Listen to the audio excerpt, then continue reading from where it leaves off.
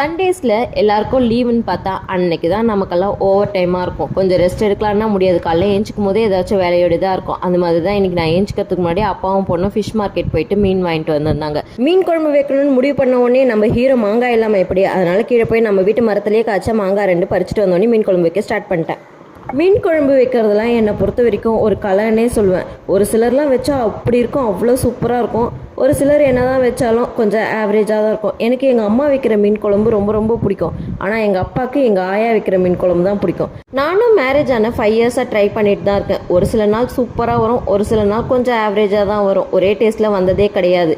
ஆனால் இந்த மீன் குழம்பு கொதிக்கும் போது வீடு ஃபுல்லாக ஒரு வாசனை வரும் பாருங்கள், அவ்வளோ சூப்பராக இருக்கும். அதுவே நம்மளை ரொம்ப டெம்ப் பண்ணி விட்டுரும். மீன் குழம்பு செஞ்சுட்டு மீன் வறுவல் செய்யலைன்னா குத்தமாயிடும்ல, அதனால் மீன் வறுவலையும் செஞ்சு சுட சுட சாப்பாடில் வச்சு சாப்பிட்டா சூப்பராக இருந்துச்சு. உங்களுக்கு யார் வைக்கிற மீன் குழம்பு பிடிக்கும்னு மறக்காமல் கமெண்ட் பண்ணுங்கள். நான் போய் பொறுமையாக உட்காந்து சாப்பிட்றேன். பாய், மீண்டும் சந்திப்போம்.